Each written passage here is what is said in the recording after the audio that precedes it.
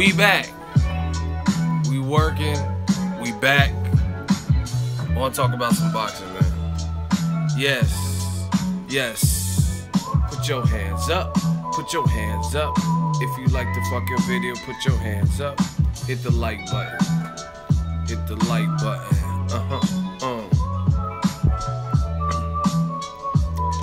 We just gonna talk about it, man. Yeah. I don't know how long this is gonna be, cause I gotta pack. I got stuff to do, but I wanted to check in with the boxing familia. See what's up. See what people are talking about. See what people want to talk about. Howdy. Why you gotta roast the boy like that? Listen, I never started.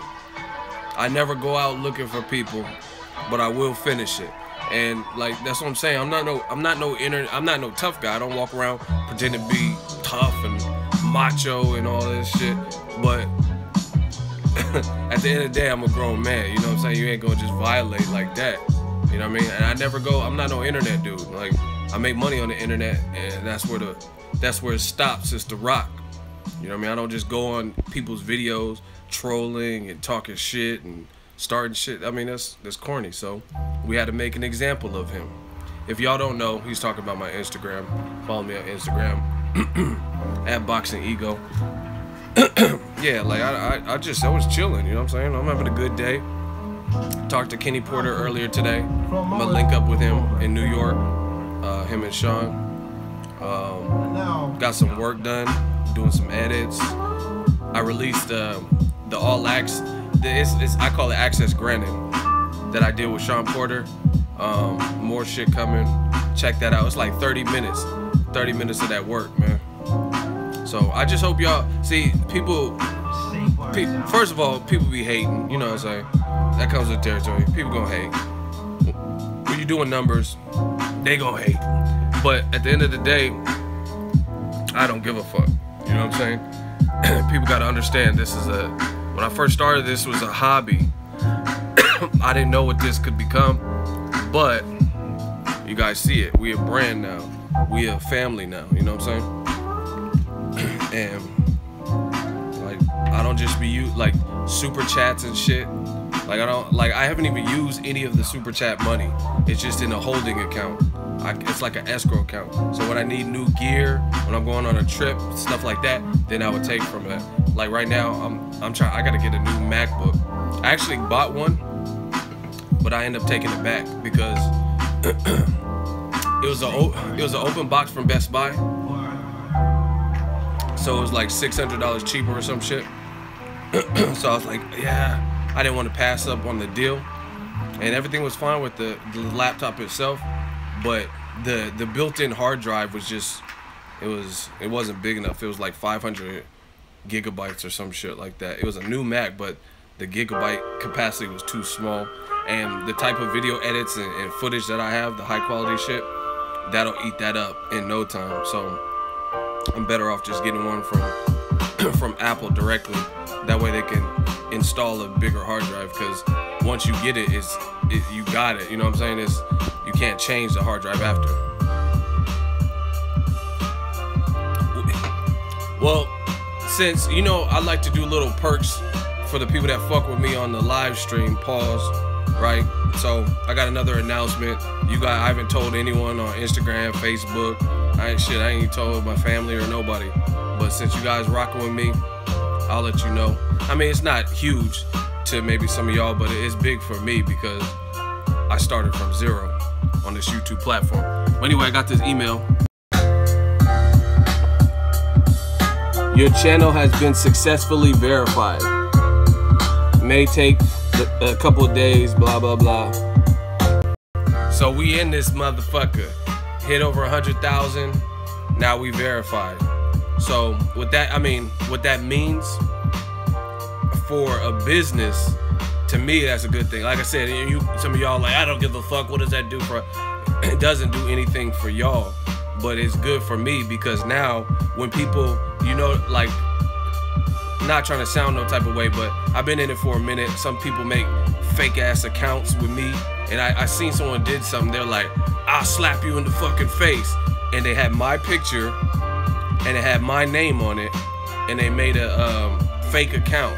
So now fans will be able to easily decipher, because it'll have the verified check mark, so you know if it's coming from me. So to me, like I said, it might not be a big thing to you guys, but it is big to me, because that, you know what I mean, it's a secret society. Not everyone got that check mark, you know what I mean? And now you can separate the real from the fake, which is what I love to do, you know what I'm saying? The clones and the imposters, now they won't be able to deceive anybody, because like I said, I had people make fake accounts, Boxingego and Boxingego and Boxing Negro and stupid shit, making all these fake accounts with my picture, and then people would be like, oh, that's him, you know what I mean? If one's not so inclined and you don't do the research, like Kanye said, you ain't been doing the education, then you might fuck around, slip up and think it was me. So a couple days, y'all see the check mark, we working. Shout out to the fans, because without the fans we wouldn't be in these positions. I still haven't booked my flight, but I will be there in New York. Shout out to Brooklyn, always hold me down. Even though I'm not there for that fight week, I'm gonna see if I can link up with Danny Jacobs, that's my dude, and I'm gonna see if I can link up with Gerald Big Baby Miller while I'm out there. I promise you, we working. This shit is not a game. But let's do the roll call, man. I'd like to know where y'all are from. Dayton, Ohio in the building. City, state, zip. Bang, where you from? Ego Army, Ego Mafia, we are the mob. Money on top of boxing. Let's get it. Where y'all from? Maryland in the building. Miami. Madeira, I know that place. Yonkers, all the mother hard, they come from Yonkers. DC, Mississippi. Utah, Myrtle Beach. San Antonio, Texas. Amsterdam, Indiana. Fairfield 707, say it backwards. Australia, Modesto. Tacoma, LA. Oh, there's Gracie. Look at Gracie with the hot default picture. The Avi or Avi or whatever you guys say. 530, UK, Sarasota, Florida, Oregon, Sacramento, H-Town, Pasadena, Naptown, OKC, Mexico in the building. I like to see that. I like seeing people outside of the US fucking with the movement. Australia, Jackson, Mississippi, Milwaukee, Pasadena, Detroit, Southside Chicago, West Palm Beach. I heard there's a rapper that got shot, Lil Mouse or something, got shot in Chicago or something. Detroit, Birmingham, UK, Inglewood, Beverly Hills, Orlando, Jamaica, Argentina, Ego Mafia, Newport News, West Palm Beach. Let's get it. I just want to talk. This is gonna be a freestyle. Just talk about a bunch of randomness. First of all, like make sure y'all check the latest on the content. I really want y'all to because it takes work to get here. Anyway, I did the video with Sean Porter. It's called Access Granted. Check that on the channel, right? And I did I got some new edits with my man Joey Spencer. First of all, follow him, Joey D. Spencer, up and coming boxer.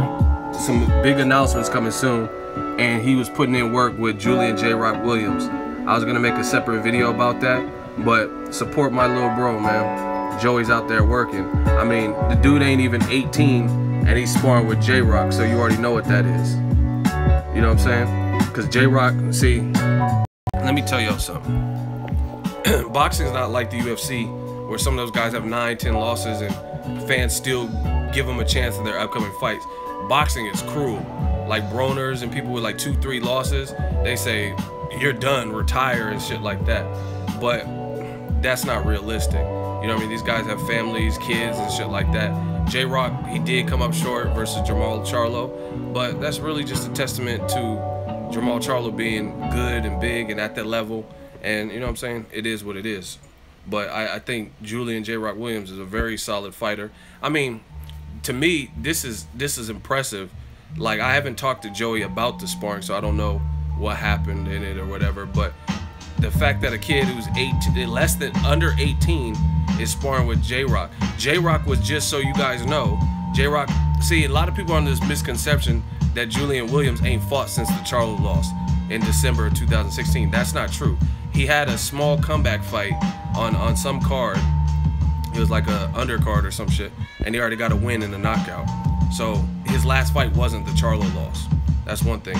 Two, for those that are in the know that remember, I even talked about this, but Julian J. Rock Williams was in camp with Gennady Golovkin for the Canelo fight. So Golovkin, Abel Sanchez, or whoever organizes that, brought J. Rock into camp. So to me, J. Rock, some people might try to clown because they're not realistic fans and they, oh, Charlo did him in or whatever, but I think J. Rock is still a very good fighter. Like, I would love to see like J. Rock versus Erickson Lubin. If J. Rock's fighting on PBC November 18th, my mom's birthday, shout out to all the Scorpios, and he's fighting against TMT fighter Ishe Smith. So Ishe Smith, I don't really know what his last win is, but he's been in there with everybody. Adeslandi Lada, he's been in there with a ton of names, you know what I'm saying? So that's a good fight as you're trying to climb back up the ladder, I would say. I don't think Triple G got robbed terribly, but shout out to you for your opinion. But I would love to see J. Rock versus Erickson Lubin. I think that's a good fight. Lubin should probably take a tune-up or two and then come back to that. I think something like that would be a good fight. And it's kind of a weird backstory. They both lost to A. Charlo by knockout. But I'm not even clowning with that. I think that's a good fight. Yeah, I don't think Smith has ever been stopped. So that's something else. So if J-Rock could do something like that, that'd be impressive. But check out my man's Joey Spencer. He's working. And check out the specials I did with him. Some of you guys, I need you guys, I know people are watching it because the views are going up, but leave comments on that stuff too, those specials, because the more specials or the more engagement, just like the live stream, the more comments, the more engagement, the more thumbs up you guys see on those specials, the better it will be for the brand and the channel, so I could do that with additional fighters, because additional fighters will get to see it and like, oh, okay, people are checking these out, you know what I mean, they're engaged in it.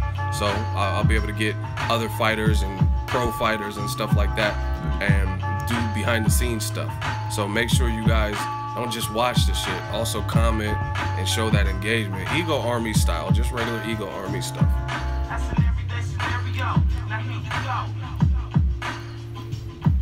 Gary Russell versus Oscar Valdez.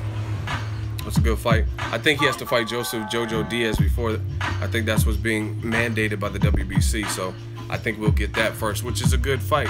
You know what I mean? See, the featherweight division is kind of like pissing me off a little bit. You know what I'm saying? Because like, I feel like all the, like, this is just my thoughts. Like Leo Santa Cruz, he's gonna rematch Abner Mares. He already rematched Carl Frampton. There's 2 of those fights. But I want to see Leo Santa Cruz versus Gary Russell, Abner Mares versus Gary Russell, Oscar Valdez versus Gary Russell, Oscar Valdez versus Leo Santa Cruz. You guys get me? Like, I want to see new fight. Like, I'm not a rematch type of dude. I'm not a rematch type. Like, granted, Ward Kovalev, you need a rematch. Canelo, Triple G, you need a rematch. But when the division is as stacked, I want to see some fresh faces. Joseph Jojo Diaz versus Oscar Valdez, or Jojo Diaz versus Abner Mares. You know what I'm saying?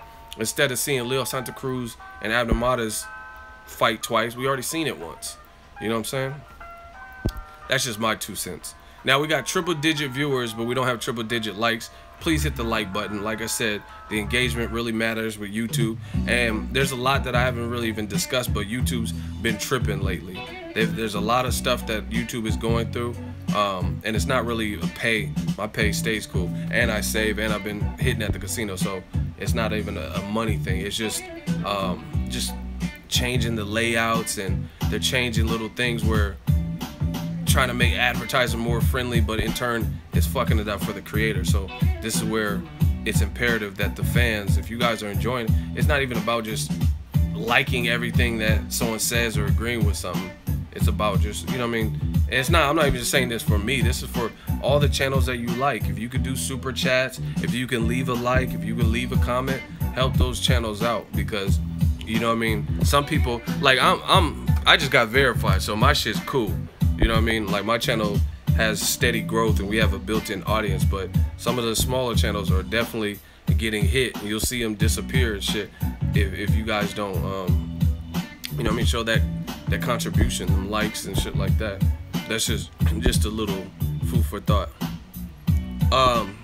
Listen, people like you, Junior 21231, that you don't sound like boxing fans to me. I'm just gonna say it straight up. I don't know what level, I don't know you personally, I don't know what level of fan you are, but you do not sound like boxing fans to me, because boxing fans should be concerned with boxing, the state of boxing. Is it a good year? Are we seeing matches we want? Not Wilder's purse and has Wilder sold out, and it doesn't sound like boxing talk. And listen, I'm not even trying to be rude and like, oh, I got verified, so I don't want people to subscribe and shit. I'm not trying to big dog no one or pull rank, but realistically, fans that don't talk with no type of sense, fans that act like they're promoters, I don't really want them on the channel. So yeah, like, you guys can unsubscribe right now because you're not my type of audience. I know I can't control the audience, but it's frustrating to me that you have fans that really, they don't even sound like fans. They sound like attorneys or some shit. Like, you know what I mean, DAs. It just sounds really weird. Like, when is the last time Wilder sold out a stadium? What is that? Who cares? When's the last time Carlos Takam and his hard-ass head sold out a stadium? You know what I'm saying? Like, what is this selling out stadiums equate to fight? And that's why I feel bad for people like my man's Errol Spence Jr. Because at this rate, with these type of fans and these types of belief systems from the fans, he ain't never gonna get a fucking top name.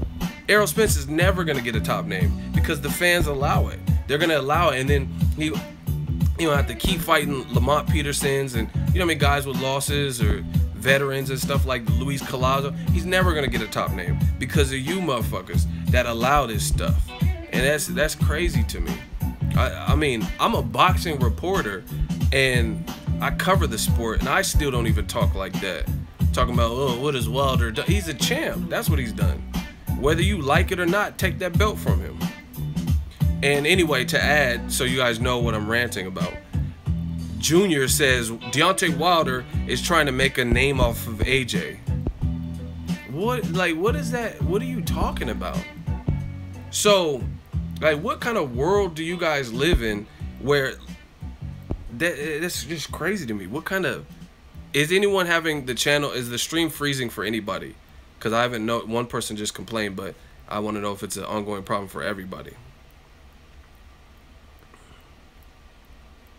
Anybody having issues with the stream? Yes, no? Okay, we good. So, just if stuff like that comes up, let me know.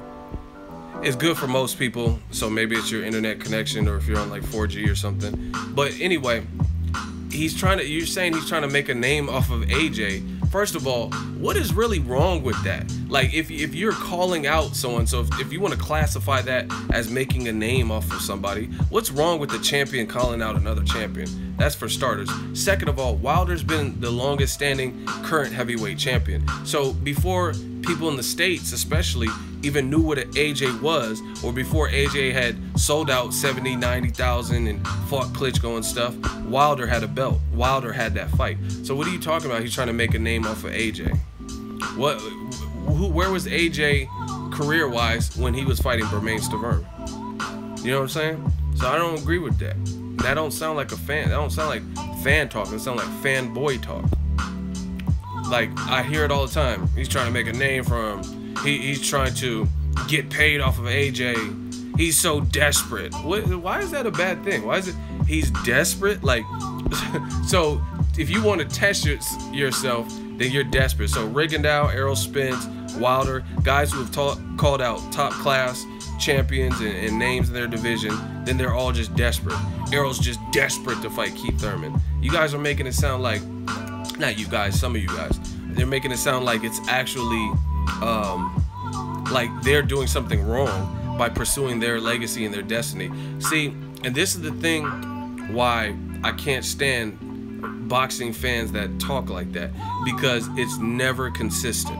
If it's a fighter you like versus a fighter you dislike, the rules suddenly change. You know what I'm saying? When Floyd Mayweather fights a Birdo, those same people are talking about, oh, Floyd ruined his legacy. Why would he have his last fight versus Birdo? So now all of a sudden, when Floyd's proved everything he's needed to prove, beat Pacquiao's ass, you know what I'm saying? And he's been doing it at a highest level, beat more former world champions and all that than anybody in history, done this at the highest level for 20 years. He picks Birdo. They say he's ruining his legacy. You know what I'm saying? So now all of a sudden people are so consumed with legacy and stuff like that, right? And the best fighting the best. Yet when a guy who's been a champion longer than AJ is calling out AJ, they say he's desperate. So which one is it? I thought you were all about legacy and the best fighting the best. Crazy. Really crazy. And then another stupid thing I'm hearing is people say like, oh, you just want AJ to lose. No, I just want to see who would lose because it's a good fight. You know what I'm saying? It's not like AJ's not guaranteed to lose. Despite what fight predictions I have, that's a good fight. So it could go either way. It's a 50-50 fight. So it's not about, oh, you just want to see. Somebody said the stream is freezing, and they keep saying that. Is anyone having problems with the stream? Yes or no? Anyone having problems with the stream? Yes, no.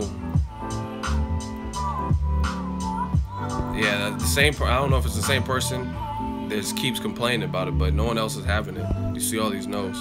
So, yeah, I don't understand these new age millennial fans or whatever, where they make it seem a bad thing that a champion wants to fight. Like, and see, let's break down let's kick some actual facts, right? And explain this to me. Shout out to Tamika, what up? Explain this to me. Y'all ready? Y'all want me to kick the science? Hold on, let me take a sip.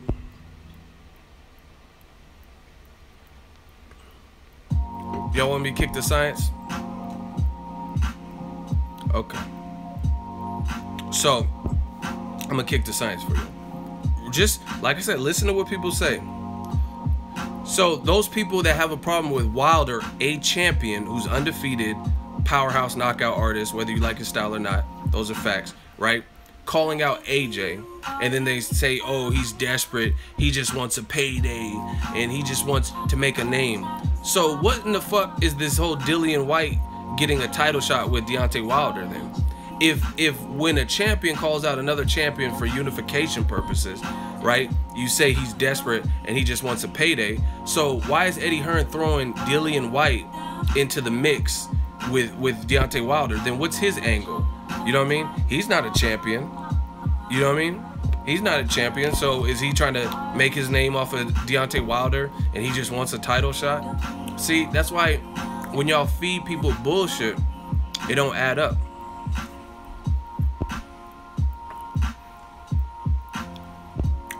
Dillian is third in the WBC. Who cares? If then the WBC should order it.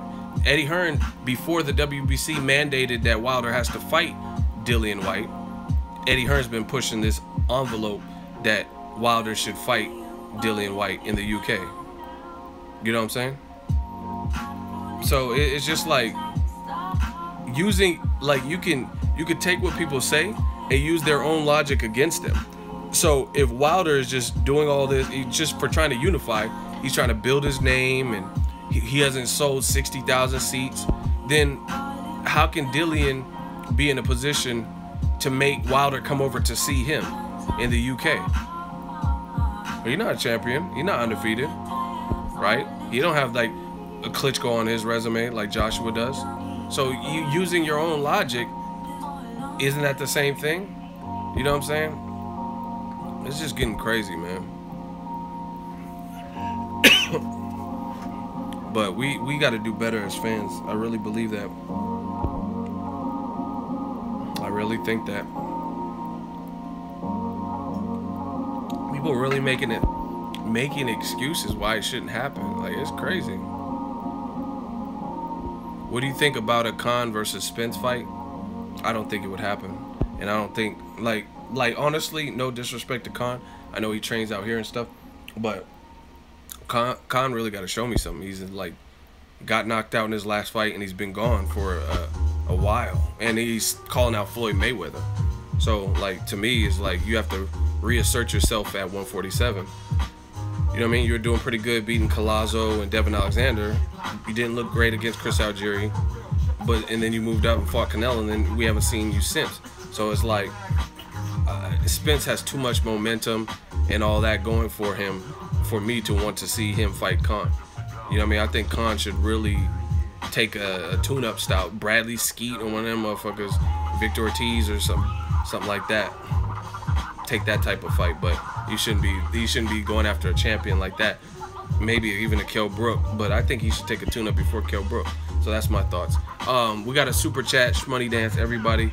Shout out to Jemiah Schuler, $5 super chat. I think Hearn is pulling an Oscar De La Hoya, trying to hang on his cash cow as long as possible.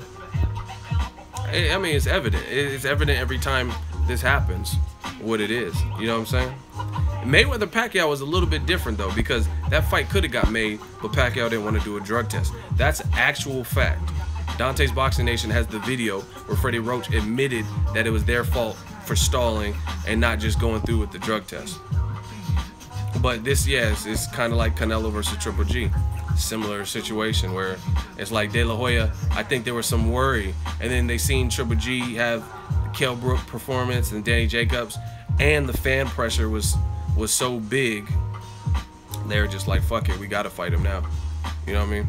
So I really feel like that's what it's gonna get to with Joshua Wilder, because it's gonna be like, and see, like, man, boxing family, can y'all just, can I say my piece? Can I kick some science to y'all? Say when, because I got another point that this proves what I'm saying. Just say when. Somebody say when, and I'll go in and explain to you guys. Say when. Say when. Say when, and it's on. Boom. So Eddie Hearn and Joshua keep bringing up Tyson Fury's name, right? They keep establishing him or interjecting his name into the conversation.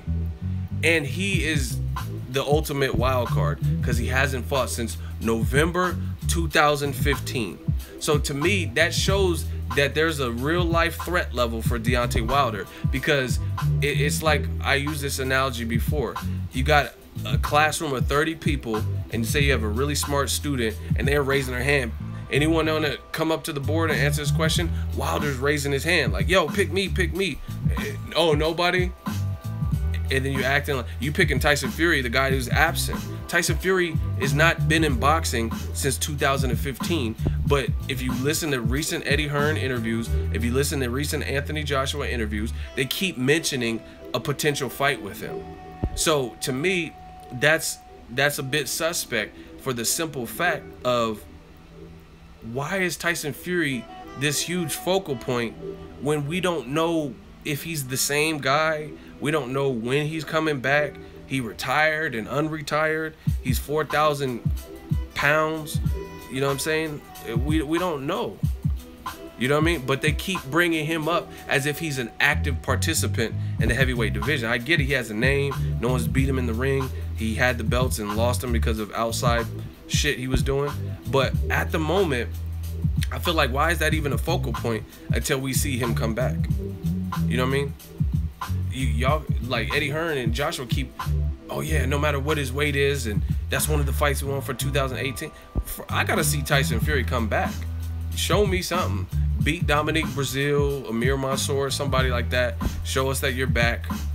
You know what I mean? Beat Dillian White or whoever, something like that. And show us that you're back before I start really putting him in the mix of the top dogs. Show us that you can get in shape. Because Tyson Fury, I'm not even trying to clown, him and Billy Joe Saunders were training together, and he was coming down in weight, and then all of a sudden, he just stopped posting. And then I seen him post on Twitter talking about, I'm retired.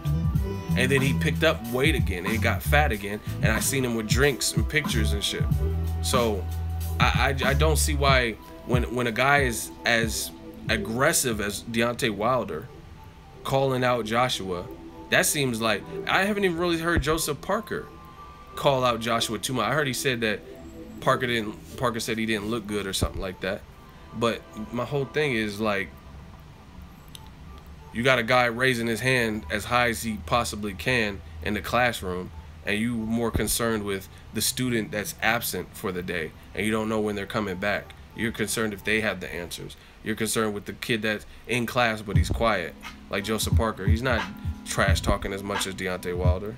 You guys get what I'm saying? So to me, that's a little bit weird that their plans are that inclusive of Tyson Fury. It could be a big fight, but like I said, Fury has to come back. That's the biggest thing. Like they could be, Joshua's side could be like, yo, we want to fight Pulev, Fresh Oquendo winner, Gerald Big Baby Miller, Cannon Briggs as a tune-up fight, Wilder, Joseph Parker. Those are guys, at least active guys. You know what I'm saying? You guys keep bringing up Tyson Fury, but he's like, what? He ain't fought since 2015.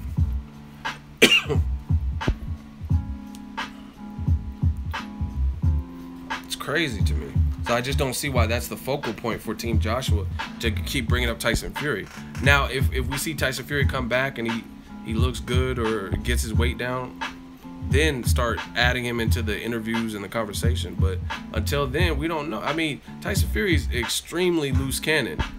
He said, I'm retired. I'm the greatest ever. Fuck you. I'm Gypsy King. His voice sounds like he has like laryngitis or like emphysema or some shit. He was like, Sinead O'Connor. Like his voice is sounding bad. So, you know what I mean? I don't know where his mind is, to be honest. And I like Tyson Fury. If he can come back, great. I mean, I would never hold that against him. Like, oh, I want him to fail. But we got to see it first. That's how I feel. We got to see it first.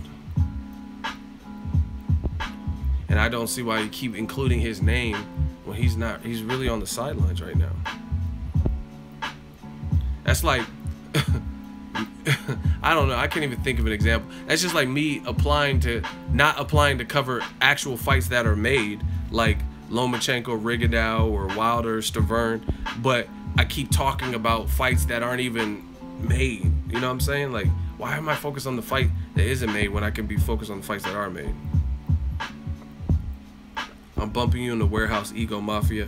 Appreciate that, man. Yeah, we working, man.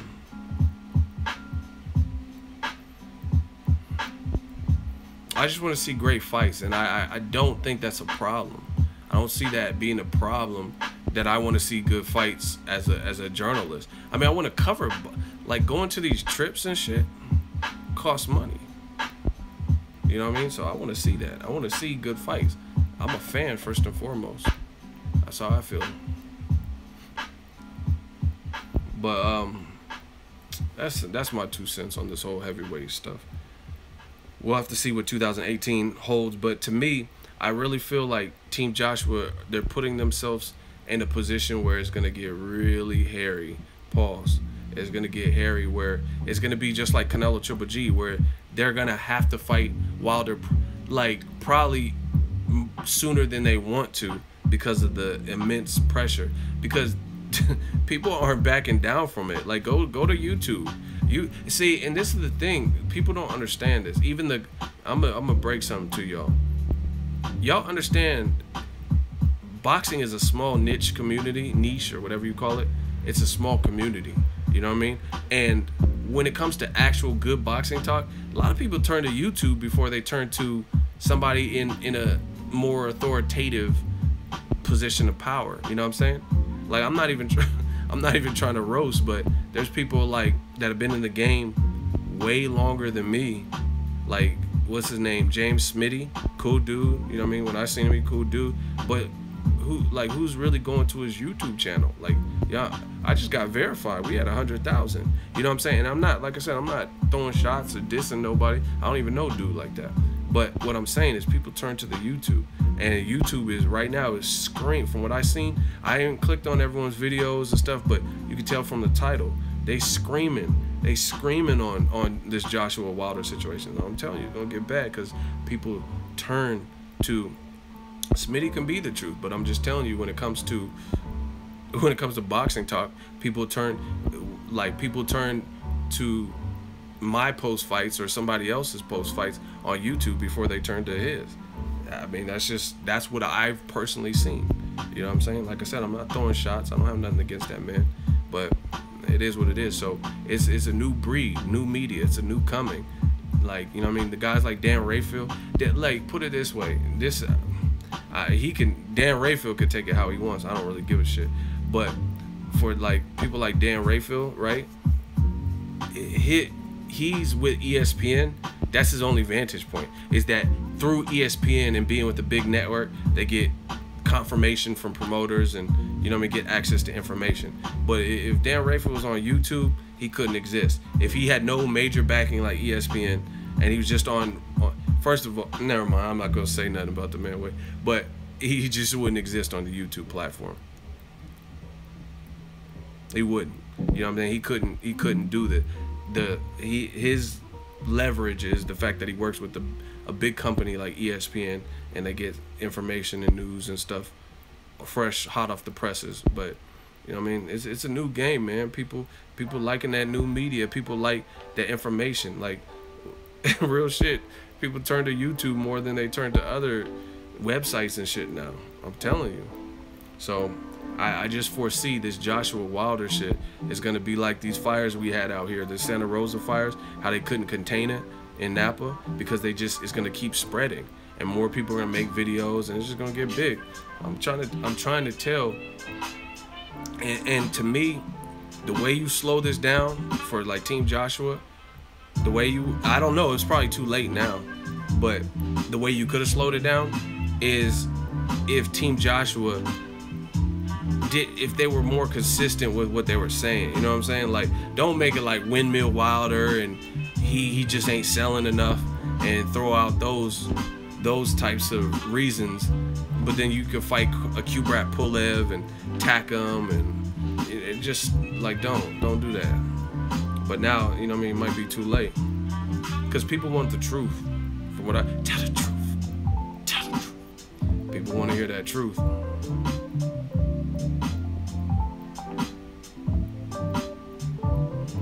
Yo, Muzafar, you sound stupid. Should I put him in a hot seat? Because I don't really feel like going back and forth unless there's going to be an end result. And the end result is they're up out of there. Should I put him in the hot seat? Y'all want that? Okay. So Muzafar, whatever your name is, Ibrahim, he says, I'm sure Anthony Joshua's on billboards in the United States promoting Dre Beats. Wilder is commercially inferior. First of all, since you're in the hot seat, what the fuck does that have to do with anything? Second of all, I travel for a living. I cover boxing, and I ain't never seen one Joshua billboard. And I'm not even being funny. I know he signed with Beats, and I seen where Dr. Dre called him and was like, AJ, hell yeah. But I've never seen him on a billboard out here. And I've been through multiple, I've been to Vegas, Cincinnati, New York a gang of times. I ain't seen it. But even if he is on a billboard somewhere, what does that have to do with Wilder Joshua? And it's your turn. You got 3 responses. Come get this work. Because y'all like to say the stupid shit. Now I got to make examples out of you in the hot seat. I didn't want to have to do this, but y'all made me. Wilder's commercially inferior. Okay, Joshua's the A side. That's great. Good for him. Great marketing. Great strategy from Matchroom. I'm not no hater. They did a great job with him. So Wilder's inferior commercially. What does that have to do with anything? Everybody's, if you really boil it down, Joshua, him or Canelo, they're the biggest stars in boxing. So literally, if your name is not Canelo or Joshua, everyone's inferior to you. To be honest, name a heavyweight that's bigger than Joshua. Anybody. Dillian White, you know what I'm saying? So I mean, it's like it's not even a point worth arguing, because if you're A side, you're A side. You know what I'm saying? So everyone's gonna be inferior to you. Klitschko's retired. So how? And Klitschko got his. Did you see that fucking uppercut Joshua hit? Klitschko, he's not even. David Haye is not. Y'all just putting stupid shit. Klitschko's retired, and he got his fucking noodle taken off his fucking neck by Joshua, right? So he's not. It's just like Oscar De La Hoya losing to Mayweather, or De La Hoya beating Chavez Jr. Once Joshua beat Klitschko, he became the man. Like Highlander shit, there could be only one, and he inherited his power. So don't tell me Klitschko, a retired dad, is a commercial success or bigger than Joshua. How's he bigger than Joshua when he got knocked out by Joshua and he's retired? Next. Where's the dude that's in the hot seat? It doesn't matter what I think. Y'all keep talking about, do you think Wilder would lose? Ego. Who cares? I just want to see it. I don't care who loses. To be honest, I just want to see two heavyweights bring the heavyweight division back to its glory. Period. Okay, Moose, he responded. He says, it is relevant. It's why he's not going to fight AJ, because the fight is too small. Oh my, I'm about to body you. Wilder needs to build himself up, bro. Wilder is a champion, but I feel he needs to take the white fight, then move to AJ. Time to get bodied. So, using your logic,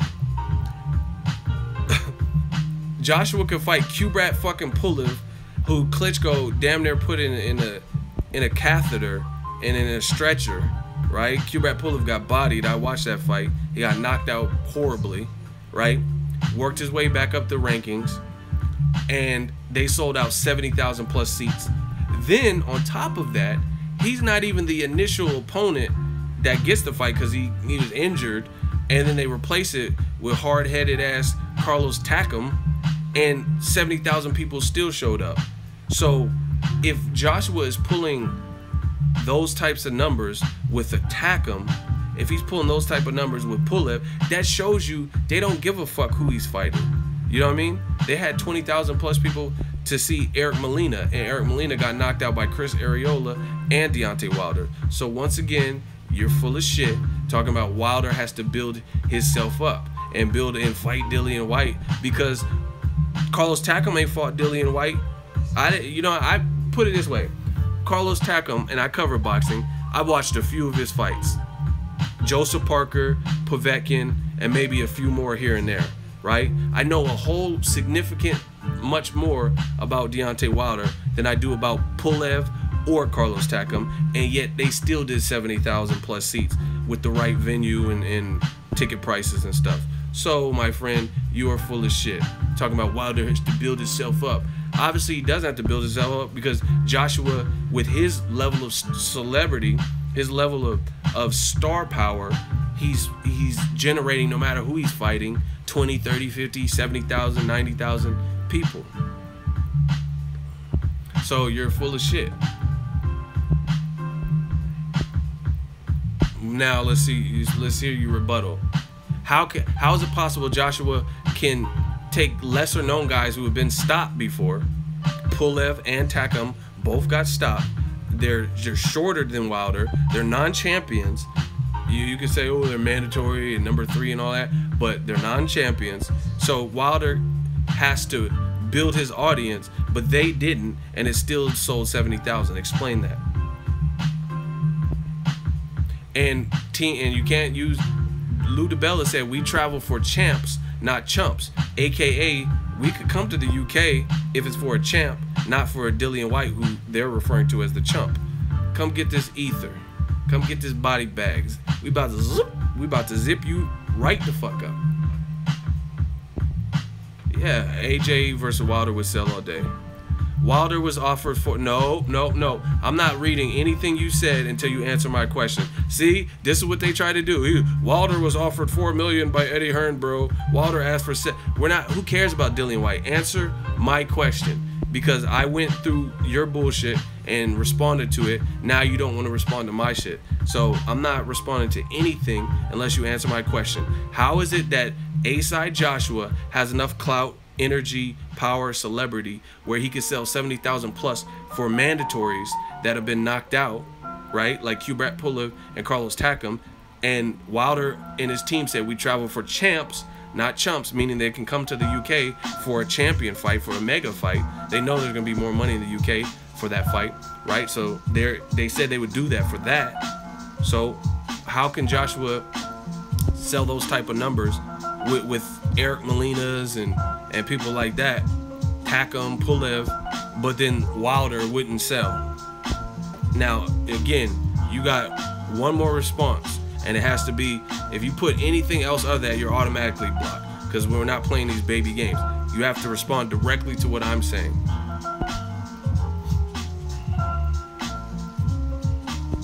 You talking about, oh, but Dillian White, man, 4 million. No, we're not doing that. See how they always try to deflect and switch? I love the hot seat. Hot seat always separate the boys from the men.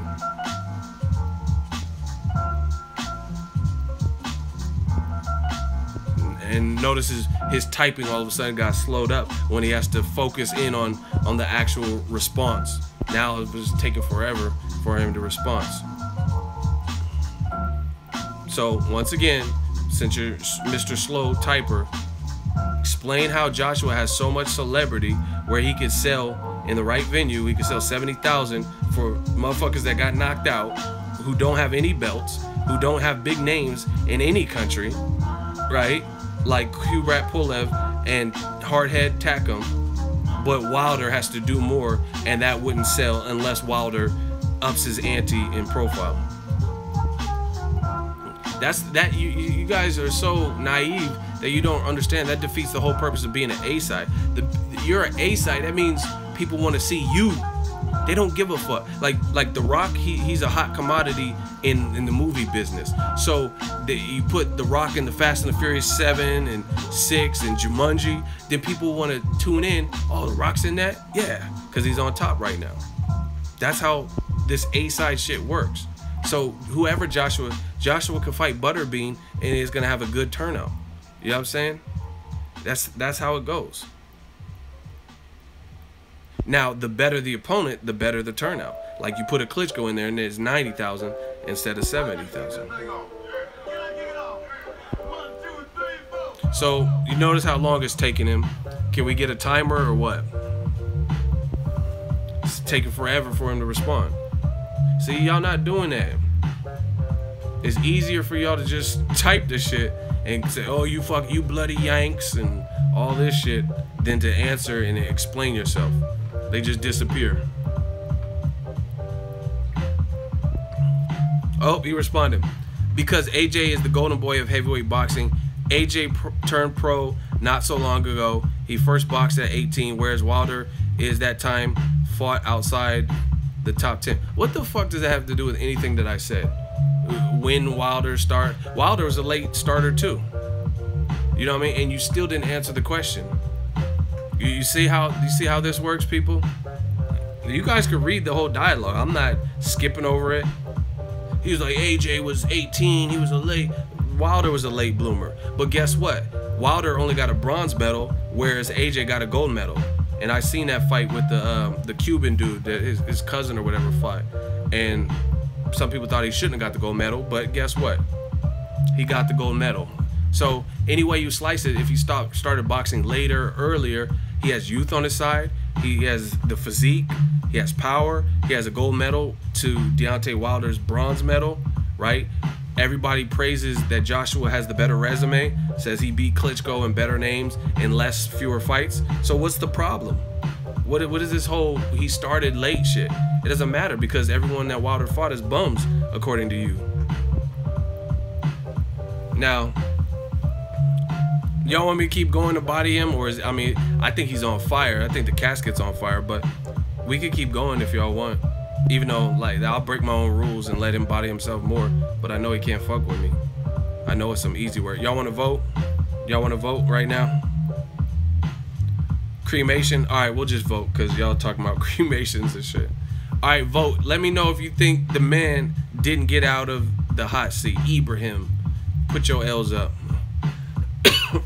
Drop your L's.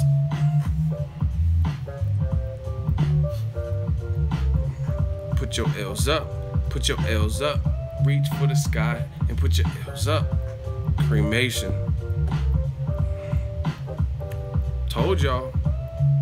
Y'all not coming in here with the dumb shit. Someone say you whack. Yeah, I'm whack. And guess what you are? Blocked.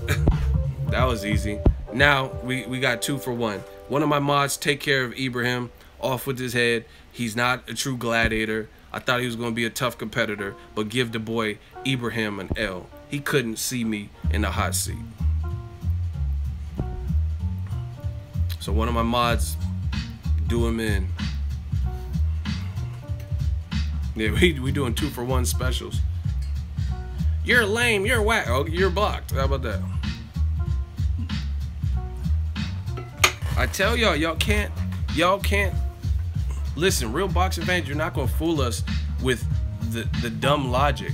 So Carlos Takam, a guy who's been stopped by Povetkin, Pulev, a guy who's been stopped by Klitschko, a guy that Joshua stopped. Those fights sold 70,000 tickets. They didn't have to fight Dillian White. They didn't have to build up fucking where Takam is from Cameroon or some shit. He ain't even from the UK. You know what I'm saying? So it's not like he has some massive UK presence. Where the fuck is Cameroon at? You know what I'm saying? Cameron, Killer, Dipset, Jones. You know what I'm saying? So it's not like he's some UK master that everybody knows and everybody's like just riding with. And they did 70,000. So how is it that Deontay Wilder has to up his profile? And he's a champion. Crazy. Crazy. So like, that's how you kill these dudes. That's how you beat them at their own game with their own logic. Josh was on billboards in the States. First of all, I ain't never seen a billboard with AJ's face in the States, me personally. Maybe he is, but I haven't seen it.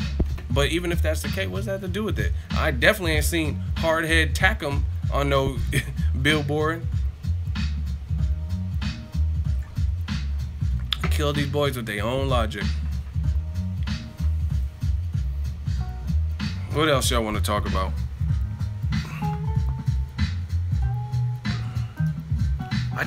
These excuses is crazy to me. Why? Who makes excuses to see good fights?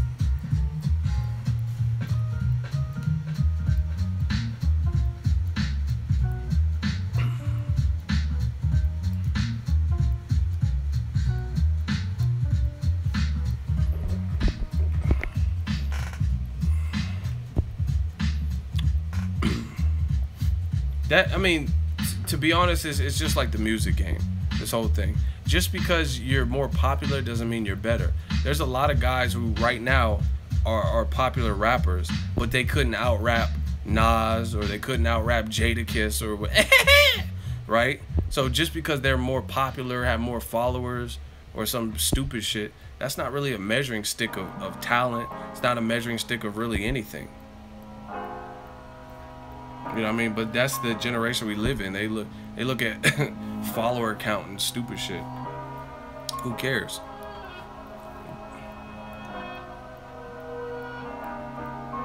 And like, some people just have good marketing. But I promise you, and this is not a slight to AJ. I fuck with AJ. He comes to the States, he's not selling 80,000. I promise you that. He's not coming to the States. Like first of all, not all the stadiums out here can seat that many. But like, let's say a place like the AT&T Stadium, Pacquiao in his prime, pay-per-view prime and shit, fought at that and sold it out twice with I think Margarito and Josh Clottey. You know, he had 90,000 people in there or whatever the fuck it was, right? If Joshua came and fought Carlos Takam at the AT&T Stadium, it's not doing 70,000. I'll put a rack on it right now. Put a Takam fucking rematch in AT&T Stadium. And see, you guys gotta understand, these promoters know that. Like why do you think De La Hoya put Liam Smith in an Alamo Dome or wherever in Texas? Because he knew elsewhere that fight is not doing as good. But in Texas, they got big stadiums and they have a dense and high Mexican population, a Hispanic population. So for a shit fight that no one was really checking for, we'll put it in a big venue because we know Canelo has star power. And as a result, there you have it. You know what I'm saying? People show up just because of the star. They want to, you know what I mean, meet and greets with Canelo and get to see him fight in general. And it's a night out in town, you take your girl or some shit like that. But De La Hoya, that's why he didn't put it nowhere else in New York. Because New York, the population of Mexican or Mexican Americans is not as big as like parts of Texas. You know what I mean? Vegas is a tourist town. That's why he didn't bring that fight there, but he brought Canelo versus Triple G there because that's the right, you know what I mean, that's a good place for that. You can make a lot of money. So these promoters aren't dumb.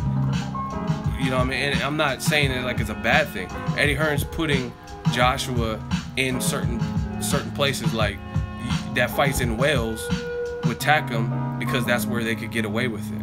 But if he brought that Carlos Takam same exact fight, last minute replacement, or even Kubrat Pulev, and he brought it to the AT&T Stadium in the state, it ain't selling like that. So you know what I'm saying? And to be honest, since y'all are pissing me off, in my honest opinion, this is just my honest opinion, AJ is a big star, but he's not Floyd Mayweather big. Reason being, and if anyone wants to disagree, we could duke it out in the hot seat.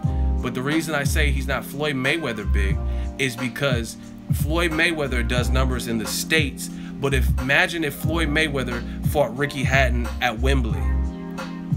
If Floyd came to the UK for the first time, not for like a press tour, but came for an actual fight, that fight is doing crazy numbers.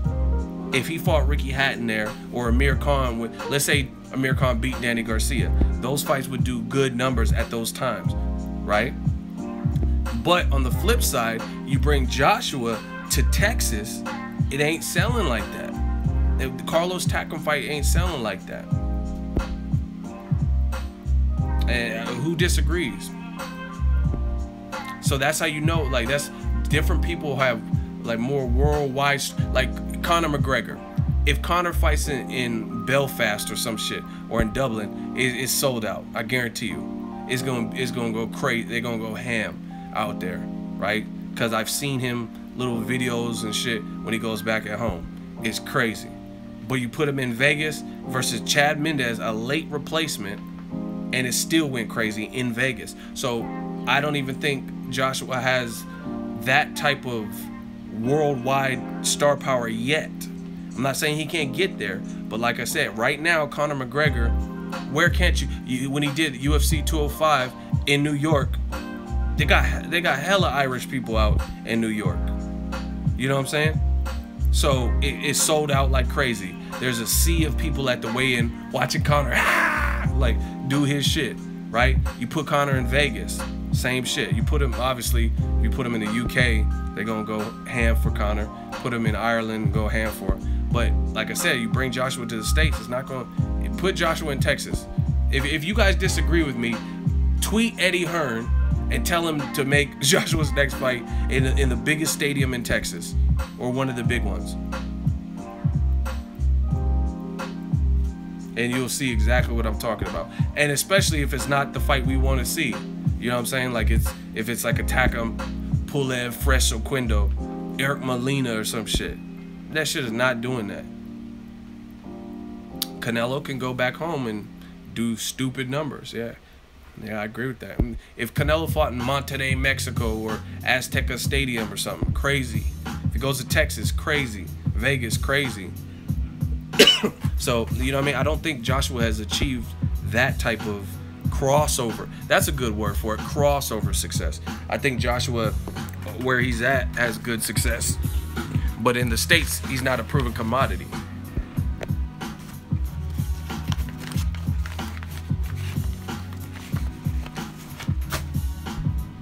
How about you tweet Wilder and tell him to get his ass to the UK? Why the fuck would I do that? Go to the UK for what? Joshua? He already said he'll go.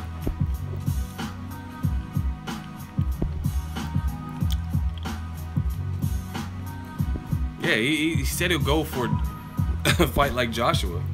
So what are you talking about? Listen, I'm not taking away from Joshua's star power. He's a star. Ladies like him. Shit like that's important because ladies will buy shit. Like Tupac, my favorite rapper all time. He was giving Biggie like information on the game, and he was like, do a song for the ladies. He was like, because the ladies will, he like thugs and stuff. Dudes, they'll fuck around and buy what the ladies like, because that's, you know what I mean, that's what gets him in the mood to dance and shit like that. So he's like always make a hit for the clubs, for the radio. You know what I mean? So that's a good thing that Joshua got going, that you know what I mean, buff, clean cut dude, because ladies will buy shit. Ladies will, you know what I mean? Dudes ain't gonna spend money like that all the time, but women will.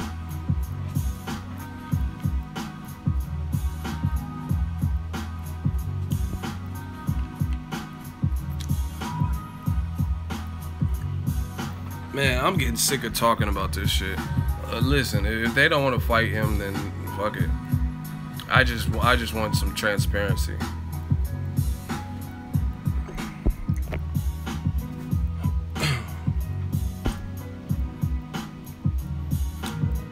And the thing is, like, people acting like Deontay Wilder has to,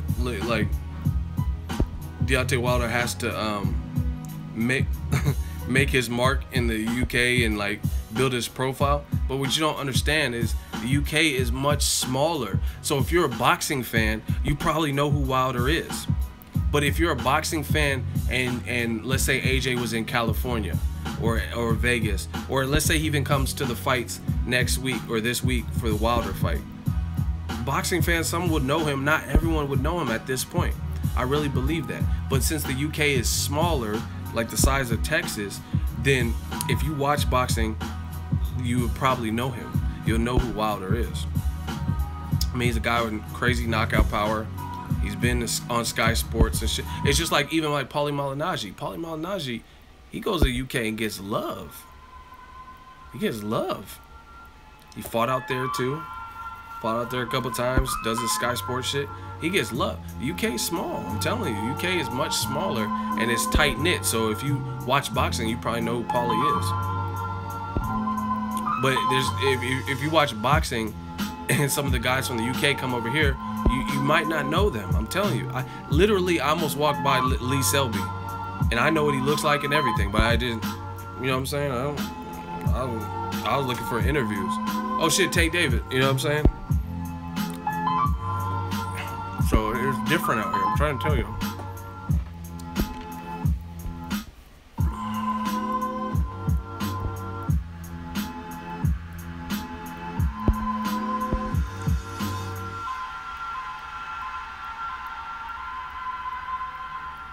In my honest opinion, I think the whole thing is, it's not about the fight's premature. We got to let it marinate. It's Joshua or Wilder has the I think he has the best chance right now of stopping the gravy train. That's really what I think it is. I'm not saying he 100% would beat Joshua, even though I would favor Wilder to beat Joshua at this moment, but he has the best chance to do it. And if everything's cracking and you making money and 70,000 and fans are watching you, people are going to want to extend that as long as possible. Just in the event that you do lose. Because then when you lose, now you have to rebuild. Like Eddie Hearn. But see, it's weird to me because Eddie Hearn, he's made some weird decisions. Like him setting Kell Brook up with that Triple G fight because Eubank didn't want it, or him and his dad were tripping. That was dumb. I didn't understand that at all. And that's what I've said from the beginning.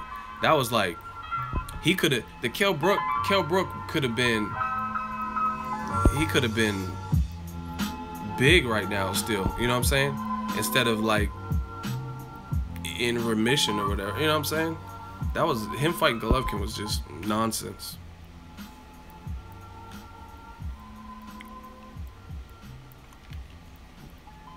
Ego, besides AJ, who would you like to see Wilder fight?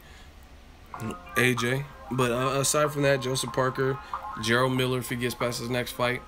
But, I mean, the options are running thin. You know what I'm saying?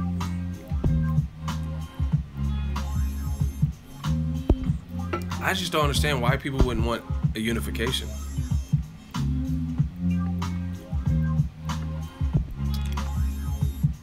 But see, like I said, you have to question someone's motive.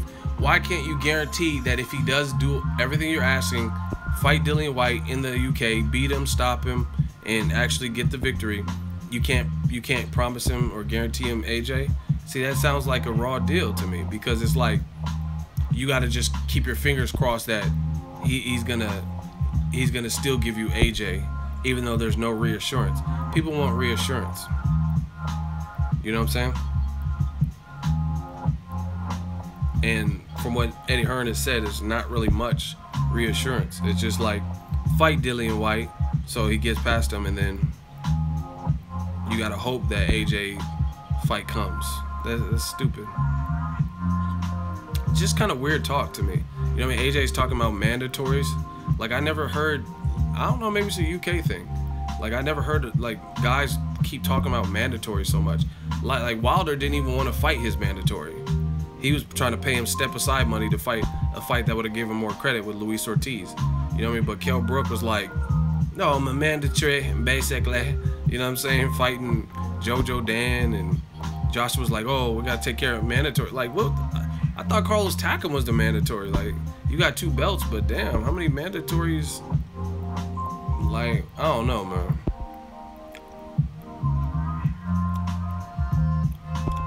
I just never seen no fighter champion like hype to even talk about mandatories. You know what I'm saying? Usually they be like, wait in line type shit. Shit, there's been a ton of people that have mandatories and they don't even talk about them. You know what I mean? Like Danny Garcia, his mandatory was Victor Postal at one point at 140. He paid him money not to fight him. You know what I'm saying? But then Joshua at post-fight, he was like, yeah, I got some mandatories. We got to take care. Like, Wilder's screaming on you right now. You know what I'm saying? Groves or Eubank Jr. Maybe Eubank. I think he's a bit fresher. Got some good confidence. We've seen George Groves lose to Carl Froch twice. Lose to Badu Jack. So I would say Eubank is probably fresher.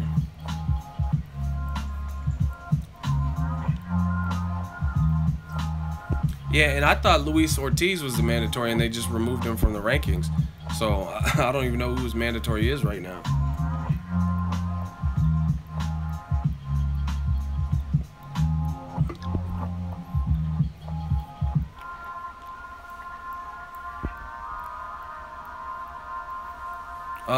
James DeGale, he ain't fought since January. I want to see these guys more active. I heard he's thinking about maybe going to 175. There's nothing really to say. Rematch Badu Jack at 75 if you go there. You just got to fight. Tank Davis fucked around and fought 3 times, and he was on the same card as James DeGale. James DeGale, I know he got his teeth knocked out, but we ain't seen him since January though? Really? It's about to be January of next year. So I don't see why these guys fight one time a year.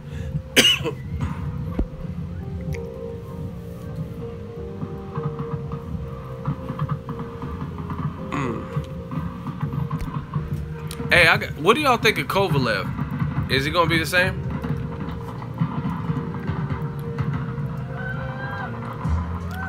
I want to know this really bad. Do y'all think Kovalev will be the same guy? His whole attitude seems different. Like, just on social media, he's just posting like pictures with his family and stuff. Like, See, and if he's not the same, this is just proof that Andre Ward beat him successfully. Because if he really thought it was a low blow, why would you not be the same fighter? Damn, nobody has faith that he'll be the same. Yeah, he seemed like mentally like discouraged since the Ward fights. It's crazy. Like, boxing is so weird like that. Like, because I think Rigondeaux versus Donaire is the same thing. Classic example. Donaire was on a tear. Nobody could fuck with him. Fights Rigondeaux, and he just never looked the same. You know what I mean? Roy Jones lost to Tarver, and then he lost his very next fight. But from 1988 to like early 2000s, no one could beat him. Crazy how boxing does that. His losses hurt his ego. See what I did there? Yeah, that's funny.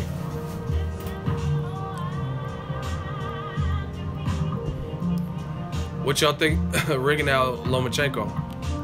Who y'all picking?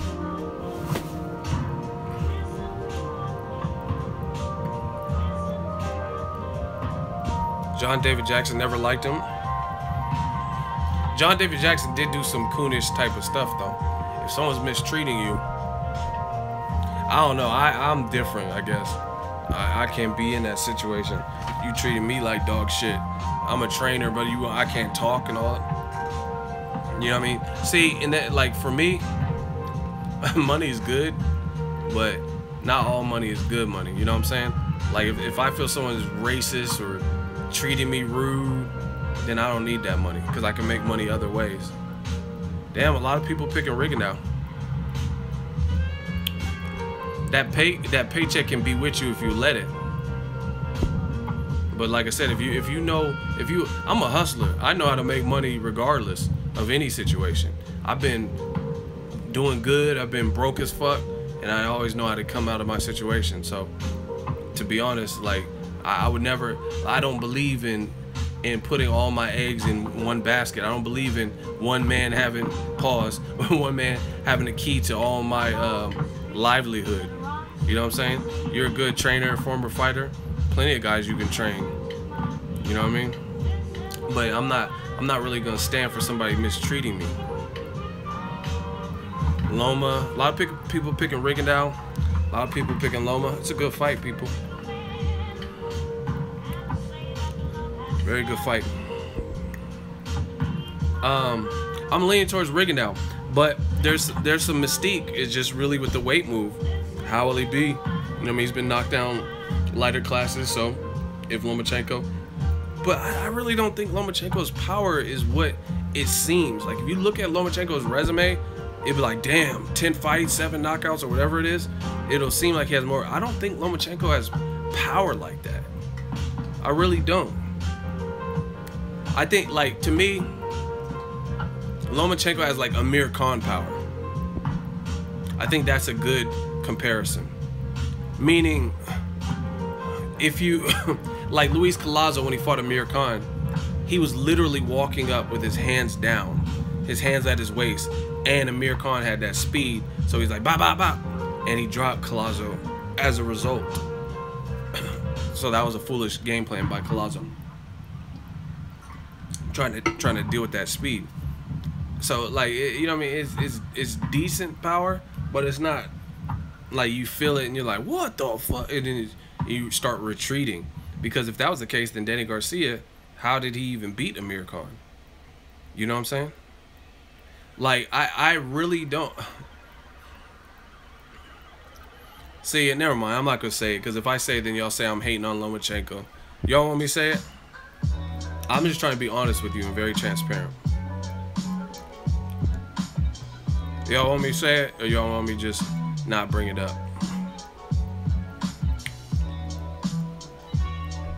I think, well, okay, Lomachenko's a very good fighter, but I think his style of fight, like saying he's the greatest since Muhammad Ali and Floyd Mayweather, I don't see that.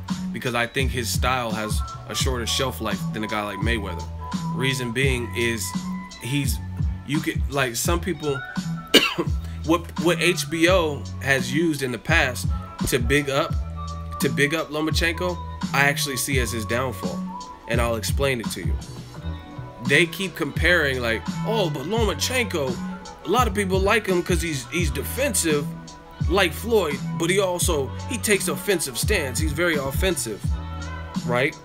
So you're in that essence, you know, HBO be taking shots at Floyd. So they're basically saying Floyd is a defensive fighter and he's boring, but Lomachenko has the defense, but he's also a lot more offensive, so he's just more fun to watch. That's basically the envelope or the package that they've given Lomachenko. But I also feel like that's going to be his downfall, because I think as he moves up in weight, if he were to fight at 35, the next division up, and fight Robert Easter or even like a Mikey Garcia especially, it is him being that offensive, he's going to have to scale that back. But if he continues fighting like he fought like Mariaga, that's not good. I don't see that being good. I really don't. Mikey Garcia hits too hard at 35 for him to have that much offense, and I don't think his defense is Floyd Mayweather defense. You know what I'm saying? I think Floyd Mayweather has a way tighter defense in general, and those, when you're that offensive, you create openings. And I feel like a technical guy with power like Mikey Garcia, it could be like Danny Garcia versus Amir Khan, where, you know, a guy busting you up with speed, but once he starts sitting down on punches and like, fuck that. Mikey got heart. Fuck that. Mikey sparred with Edwin Valero, Pacquiao, fought Broner as a pro. You know what I mean? Came back off a 2.5-year layoff. Second fight, he's fighting a champion at 35. Mikey got hurt, and he comes from a fight family. So even if he was losing the fight, Mikey's gonna try to land something of note. You notice when Mikey ran up on him and was pressing him, they didn't make that fight. They chose, in fact, Rigondeaux. And I'm not trying to diss the Rigondeaux fight like it's a bad fight, but you notice they chose the guy 2 divisions lower than the guy who was 1 division higher in Mikey Garcia. Even though there was like kind of preliminary talks in the boxing stratosphere for Lomachenko versus Mikey Garcia, you notice they picked the smaller guy, right? The guy who would be coming up 2.5, who arguably has the lesser of the chins. You know what I mean? I would say Mike Garcia has a solid chin. But Rigondeaux still has a chance, even though he's moving up in weight. But I think, like I said, what HBO has praised Lomachenko for, I also see that being why his career, I can't see him. His favorite fighter is Roy Jones, and it's similar to that. Roy Jones, Sergio Martinez, guys like that, they're very crafty, very athletic. But if that athleticism slips just a little bit, then they're no longer the same fighter. You know what I'm saying? Because they're easier to time, because they lost that millisecond of speed. You know what I'm saying? They stayed in pocket just a little bit longer than they would have in their prime. Things like that. So HBO right now, they're bigging him up. Oh, Lomachenko, he's like Mayweather, but he's better because he's offensive. No, I don't see that. I see that when you start fighting Robert Easters and Mike Garcia, that all that offense, because they're not going to respect your power like that. I don't think Lomachenko's power is as advertised, like from looking on his resume. I really don't. In fact, I think there's a chance that Rigondeaux moves up 2 weight divisions and is the stronger puncher. Will that be the deciding factor? We'll see.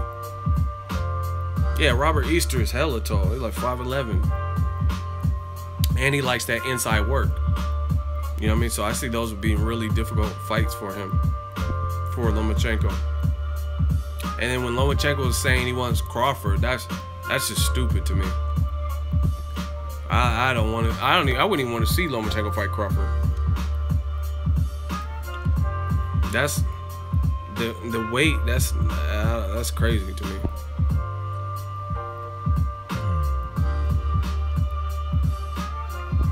Crawford is too big for sure.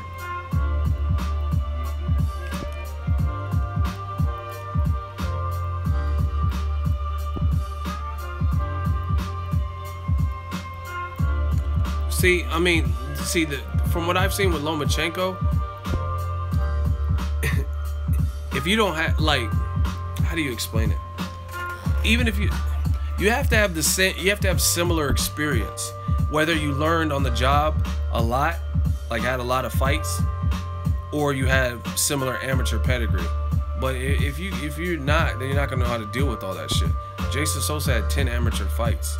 You know what I mean? Things like that. Madiaga was coming off a loss and has moved up in weight. You know what I'm saying? So, and he had lost to Nicholas Walters. So to me, that doesn't really prove Lomachenko's pound for pound like they're trying to make it. Because that, like, I didn't, like, to me, I don't know, maybe I'm different. I give more credit to guys when they're in fights that they should be able to lose, or like it looks like they could lose to, and they make it look easy, stuff like that. You know what I mean? Like Danny Garcia, even, he was in some fights where he was supposed to lose. Lucas Matisse, Amir Khan, Zab Judah even.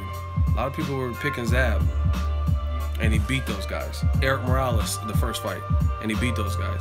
Lomachenko ain't really beat nobody that I think he shouldn't have beat. That's just my opinion. I mean, who did he beat? I'm talking about with all things considered.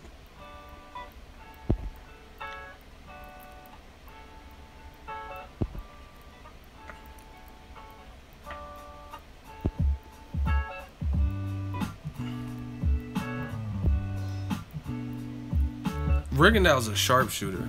He's like real snappy with his punches. That's why, see, like, that's why I don't like talking boxing with just anybody, because some of y'all don't understand it. Some of y'all don't get it. People always like, oh, Rigondeaux doesn't throw enough punches. But what you're saying sounds foolish to me, and I'm gonna explain why. Rigondeaux doesn't throw enough punches, but guys play dead like Chucky Flores or the Jazza Dickens or whatever his name is. He got knocked out with or he got stopped the fight in the second round with a broken jaw. So, like, it's life in general, especially in boxing, but life in general, it's really about efficiency. It doesn't really matter. Like, okay, here's a random analogy. Let's say I'm gonna cook dinner. You guys follow? We just take it back. You know, this is just regular sweet science talk. So I like to throw in some analogies. Let's say I want to make a good dinner, right? I compose a list, a shopping list of things I need to go, right? And I go drive to the store, get all the ingredients, look at my list, get all the ingredients, come back home, cook dinner, boom, boom, bam, then everybody eats. Versus not writing a list, trying to freestyle it when you get to the grocery store, and then you think you have everything in the basket, you go to check out, pay for it, drive all the way home, and then you realize, oh shit, I forgot to get the seasonal, I forgot to get the cheese, right? Then that's not efficient. Efficient would have been when you were just at the store getting everything you needed. You know what I mean? So I think boxing works the same way.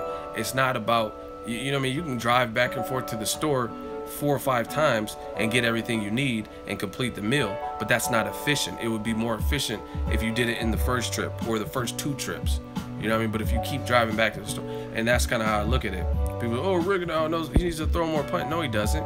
Because if he's throwing 100 punches and he's connecting at a 50% connect rate and he's breaking somebody's jaw, then boom.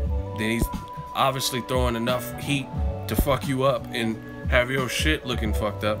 Versus Lomachenko throws 1,000,000 punches per round, and he has to break you down round after round after round after round. So I think Rigondeaux's just more of a sharpshooter. You sound stupid. Taking sides much? I'm talking boxing. See, unlike you, I have a pair of balls, and I don't care who's mad, and I don't care if you think I'm taking sides. I'm expressing how I feel with upcoming fights. I have, like, that's what you need to get a pair. You need to get a pair so you don't have to worry about it. I don't care about if you think I'm taking sides or whatever. I'm telling you how I feel. I'm talking about boxing and efficiency. And like a true dumbass, you don't counter or you don't tell me how I'm wrong in my thought process, right? You don't say like, oh, you're wrong. That doesn't make sense. All you do is leave a stupid comment. Lomachenko will be too busy for him? Possibly. We'll see. He's a bigger man. You know what I'm saying? So it's a good fight nonetheless.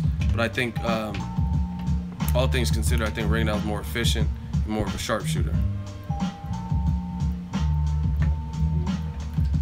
Yeah, y'all millennials are real sensitive with this shit. Oh, you're taking sides. I'm not taking sides. I'm just telling you how I feel with boxing. And I have no problem doing that. I'm not gonna lie and say some shit I don't believe, so it feels like I'm not taking sides or whatever. I don't care about that type of shit. Rigondeaux didn't get knocked down twice by Donaire. What fight were you watching? He got knocked down once. Okay, what round was the second knockdown? I'll wait. He said he got knocked down twice. See, you know, see how I can just check y'all and I don't even have to use no Encyclopedia Britannica. I don't have to use my computer, and I already knew you were full of shit. Did I hurt your feelings? No, but you're leaving a lot of annoying comments, so blocked. Get out of here. Well, I'm not babysitting y'all. So anyway, he's out of here. He's just leaving stupid shit. He said, I'm high as balls, and am I hurting your feelings? Like, no. You're hurting the block button. That's what you're hurting. But, yeah, he didn't get knocked down twice in the Donaire fight. I don't even need resources to fact check that. And realistically, the knockdown was off of a clinch, off of a break, and Donaire just like threw and caught him. So it was fair game. It was a fair punch, but it was kind of like a sneaky thing. Donaire was getting, see, and I watch boxing. Donaire couldn't hit Rigondeaux like he wanted to, right? As a result, he was getting frustrated. So they broke, and Rigondeaux was backing straight up, and Donaire's pretty quick, so he just caught him, like, bow, caught him with a hook and sat him down. You know what I mean? And it was a flash knockdown. And it was really because Rigondeaux was squared up, to be honest. And it was coming off of a break or a clinch. But you would have to know boxing to understand that. It wasn't like they're both throwing and Rigondeaux just got caught with a hook and then went down. It wasn't really nothing like that. It was Donaire couldn't hit him, and that was off of a break. That was the most stationary Rigondeaux had been. So he seized the moment, caught him, went down. Rigondeaux got right back up and got back to business. And in the 12th round, Donaire was like, oh, hell no. Donaire was backing up like, so you got to understand boxing.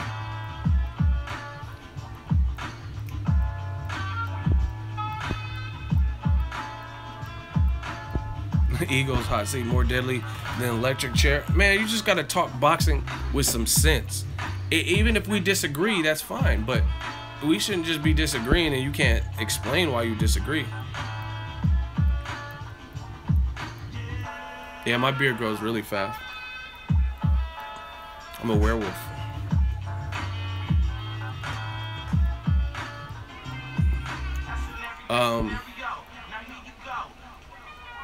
Yeah, they be coming back with 4 or 5 accounts and shit. But I'm about to go eat dinner. What time is it? 7:25. I got a pack still, and I got other stuff to do. Rigo Loma, great fight. Salute for that fight going down. Oh, check out Daniel Jacobs versus Luis Cuba Arias. I'm thinking that's gonna be a good fight. Matchroom put together on their Instagram like a preview. That shit was dope. I liked it. So it got me hyped. Luis Cuba Arias sounds confident. Cuba Arias sounds confident. Jacobs, of course, said he sounds confident. Here, I'm gonna show y'all.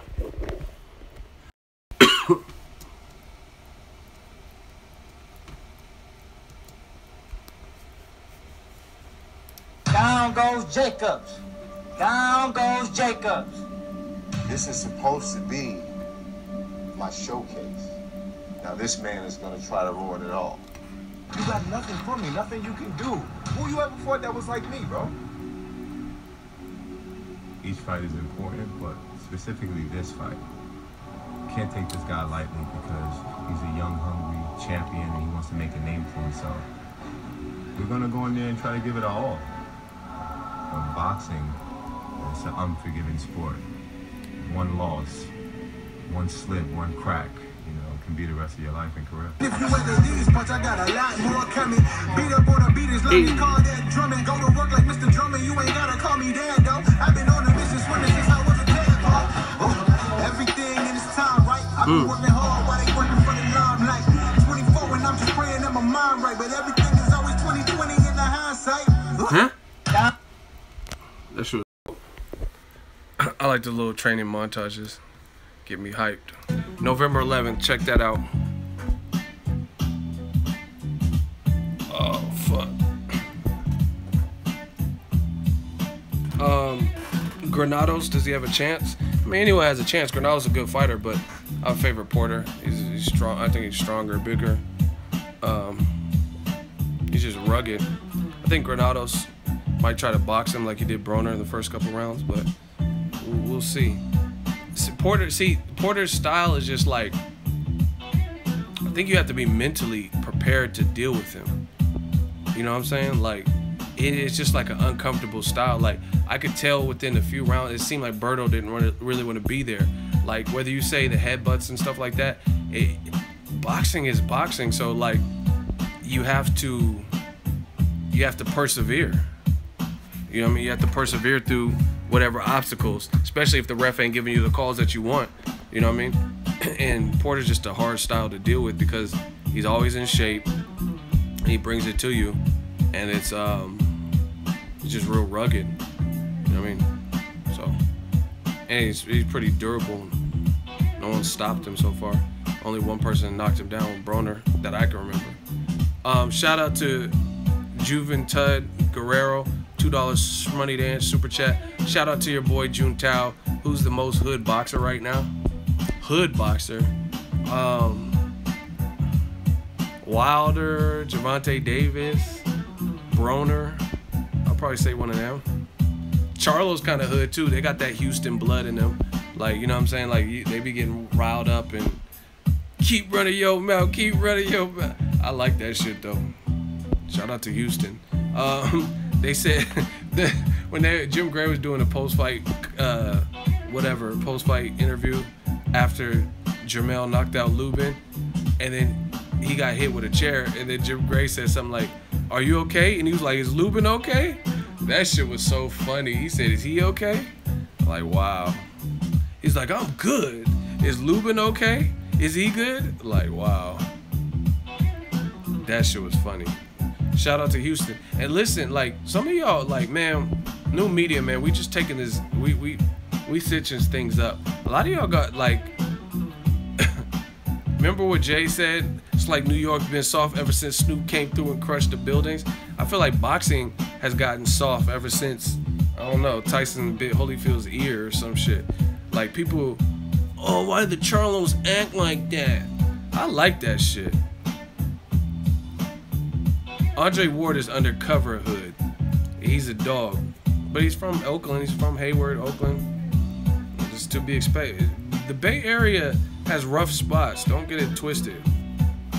Don't get it twisted at all. Like, and that's why it's so funny, because people have tried to diss me because they know I'm from the Bay or whatever. They try to diss me. They're like, oh, bunch of gays in San Francisco, Castro District. Shit, come out to the Bay talking all that foolish shit in the wrong spot. Probably won't be good for you. That's all I'm saying. And like I said, we don't go around acting too tough, but there's some areas that you won't want to be in if you're not talking. I mean, look, even rappers, like there's a couple rappers that got, I think Nicki Minaj got her chain necklace taken. I know they got 2 chains out here. The Bay Area don't be fucking around with it. Rigonau's hood too. He's funny. Rigonau be rapping too, and it sound tight though.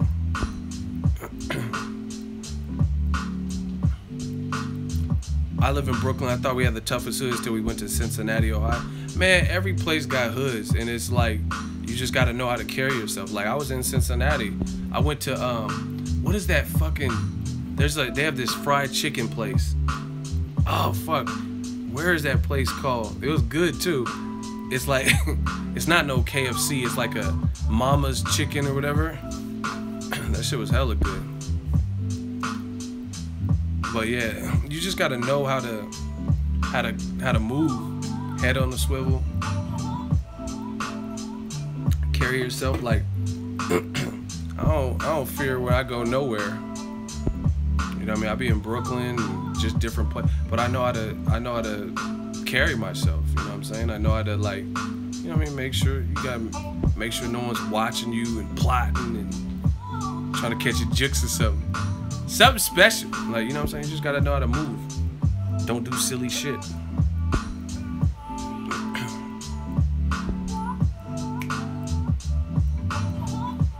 A lot of good boxing in November though. Kovalev's fight, Danny Jacobs, Adias with my dude Big Baby Miller on that card. The fight I'm covering this week, Wilder, Stavern, also Sean Porter versus Granados. Like I said, Kovalev is fighting against Shabransky. Sullivan Barrera's on that card. I think that's it. So it's like back to back, you know what I'm saying? And then December we got Rigondeaux. I'm just happy, man. Boxing killing it. Oh fuck, we got David Lemieux. I need to get my passport. I might want to go to that Billy Joe Saunders, David Lemieux. I've never been to Canada. Y'all been to Canada? What's it like? Should I go try Try to cover that Lemieux shit in Canada.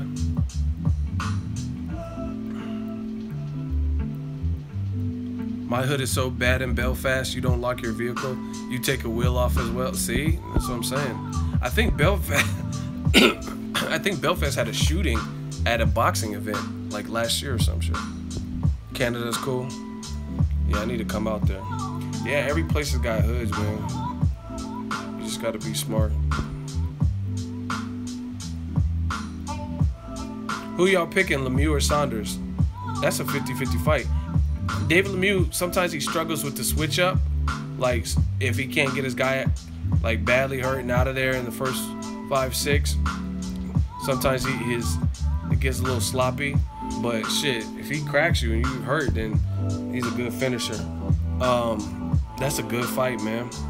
I like that.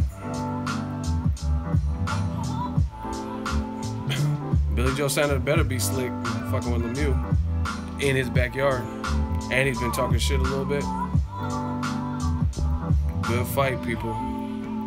But I'm about to get something to eat. I'm hungry. Hope you guys enjoyed the stream. Let's get some last minute likes. Roll call. Let me know where you guys are from so I can shout that out.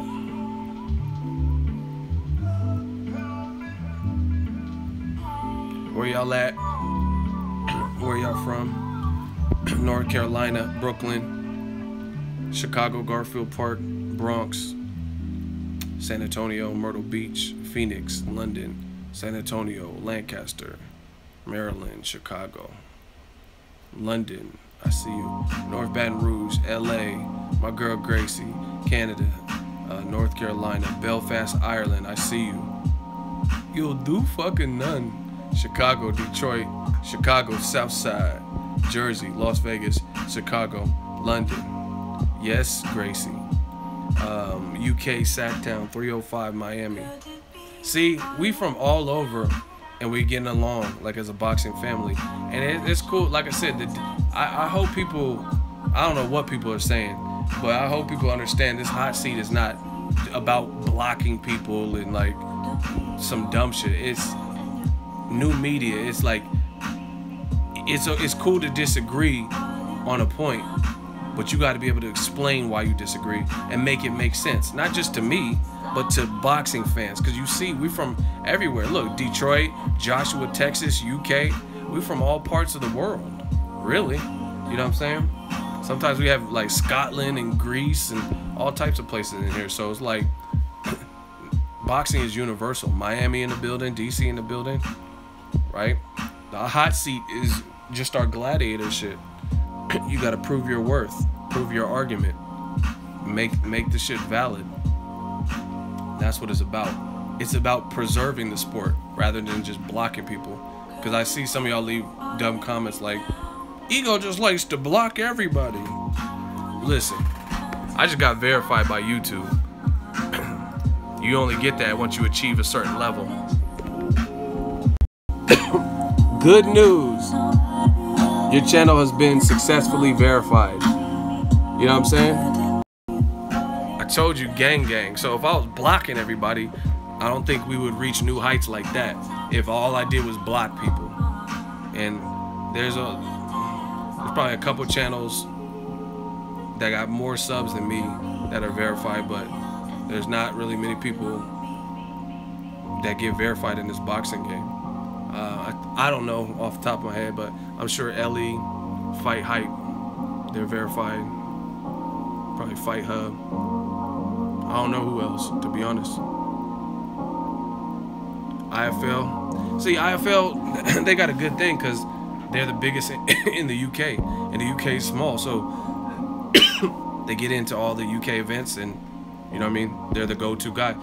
In California, I mean, in the States, there's just different competition. Like, you know what I mean? I'm in Northern California, but I think Fight Hub, ES News, a lot of them cats is based out of SoCal. You know what I mean? Yeah, Boxing Legends, they have the edits, right? I've seen some of their stuff.